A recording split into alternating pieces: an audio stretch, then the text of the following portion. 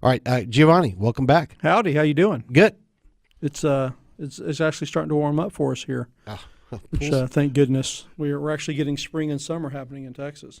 Yeah, I'm poolside today, buddy. So I wanted to talk today. There's nothing crazy and insane in the news at this point that kind of needs addressing because it's topical. And so one of the kind of evergreen topics that I've always got teed up is how does a company handle a crisis whenever it happens to them. And thank goodness in my career I've had very few situations. I mean, I've been doing kind of online marketing stuff for about 20 years, and I've had very few situations where in fact, I've had no situations where we had a very deep crisis for a company. A lot of small kind of brush fires that you need to kind of know how to put out whenever things pop up. So with that, a lot of the stuff that I've learned over the years comes down to kind of pre-planning and preparing before the crisis happens, right? So what does that look like for a company? And I would hope that anybody listening to this show at the level that your listeners are at are already doing this stuff. But let's kind of go over the pre-planning 101. Number one is make sure that you're actually listening to social media, right? So you've got your brand out. You're either a B2B or a B2C. You've got your Facebook page, Twitter, Instagram, YouTube, whatever you're using to market with. It's not enough just to have an account and have somebody log in every now and again. What you need to be doing is having tools that are actually listening. And when I say listening, I can use air quotes on the radio.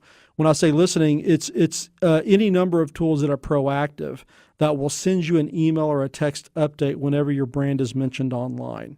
So this can be something as simple as Google Alerts. When you go and you do a search on Google and you look under the news column that Google presents the news information, if you scroll down to the bottom of that page, there's a link that you can click on to have alerts based upon that search you did emailed to you as soon as Google finds them. Free, easy to do. And you're typically, if something happens online or happens in the world, you're going to be notified within a few hours of it happening. If you want something that's more aggressive, there's all kinds of tools out there that monitor stuff. I've used any number of tools. I like one now called BuzzSumo, BuzzSumo. I pay them. They don't pay me. It's just the tool that I happen to use. But there's dozens of them out there, and there's really nothing that differentiates them. So make sure that you're using a tool that listens for you for your brand on the internet and will notify you whenever it sees something pop up. That's number one. Number two, you need to have a protocol internally for who's monitoring that information and who's going to respond to it. Depending upon the size of an organization, if it is a situation where you've got a marketing department that is a one-man or woman band, then it's that person, obviously. But even in that situation, there may come a time when they need to be aware of when they need to accelerate the conversation up to either a corporate legal counsel or to somebody who's a CEO level or someone like that in the company. So make sure that there's at least a plan, and that plan needs to be, here are the folks in the organization, and these are the topics that need to be moved up the ladder if things become more serious. Number two, and this is one of the biggest ones that I deal with, and when I said earlier about having companies where I haven't dealt with very many crises, the big thing that I notice is that companies a lot of times think something's a crisis when it's not, right? So be aware of what a crisis is. So what's a crisis? One is, and primarily something that can materially hurt the company or the brand from the outside coming in that you don't have control over. That's essentially what a crisis is going to be for you. It can be a product's gone bad, a service has gone bad, an employee has gone wayward somehow, right? It could be something that is completely outside of your control. I mean, I used to work with a gentleman who was the head of marketing for American Airlines during 9/11. Now, clearly that was not something that they created. It wasn't their fault, but they clearly had to have a crisis team in place to manage that situation when that happened. So you can get really deep into it, and anybody can contact me if they want kind of details. I've got a really nice list of, a workflow of this is what a crisis is and this what it was not a crisis, right? So know what the crisis is. So, once you get to that point and you've identified something as being a crisis, then what are the actions that take place? First and foremost, acknowledge that the situation exists. One of the most frustrating things for folks anywhere in the world, whenever there's a problem with the brand or a company they're dealing with, is silence. If there's anything where you're going to shoot yourself in the foot right off the bat, it's not saying anything. That doesn't mean that you have to admit guilt. It doesn't mean that you have to have any of the facts. It can be something as simple as, hey, everyone, we're aware that this is going on. We're collecting information about it right now. The second that we have something to tell you, we're going to tell you.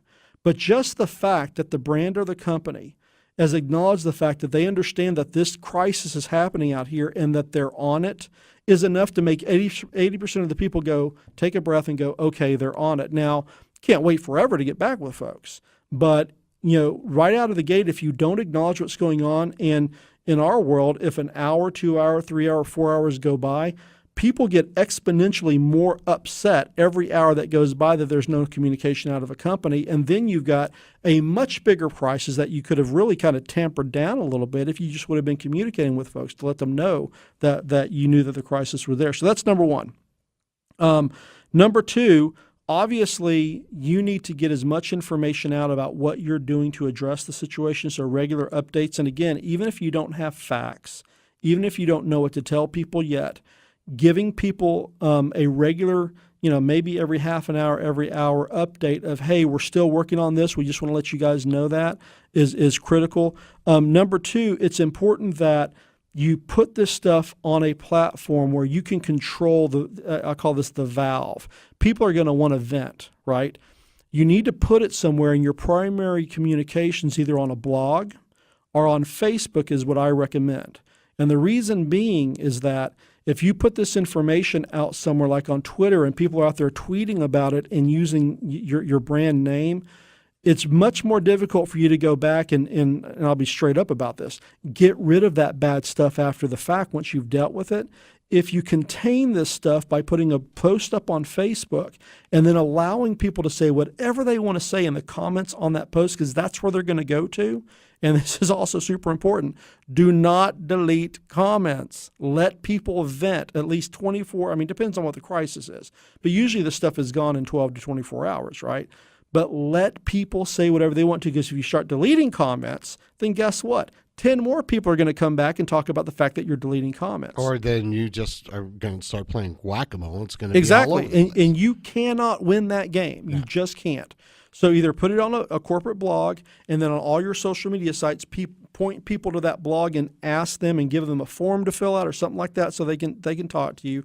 Or put it up on Facebook, because on Facebook, after you've dealt with the situation, you can make that original post either hidden or private so that the people that commented on it can see it, but nobody else can. So you can essentially not have to delete it, but you can hide it to the people that it's relevant to and then protect yourself moving forward. The very last thing that I'm going to say, oh my gosh, did I just go blank? I think I went blank. The very last thing that I'm going to recommend is to make sure that once the crisis happens, have your PR team create an FAQ page about the crisis that people can get funneled to whenever they do searches on the internet. Because if you're the source and your brand is the topic of the crisis, Google is going to give your page rank high authority in order to answer people's questions, and Google loves FAQs. So create an FAQ, and clearly if most people are being pointed to a page on your website, then it's easier for you as a business and a brand to control that narrative for folks and get the story out that you need to get out. And again, on that FAQ page, I wouldn't put comments on that one. I would give people a form to fill out to give them your input. So again, you allow people to vent in a way that is easily controlled by the brand. Got it. Thanks, Giovanni. That was great. All right, Giovanni Gallucci, we're going to take a break right now. Segment brought to you by CEO Money. And we'll come back. John Brodsky, country manager, finder.com. Thanks for listening. We'll be right back.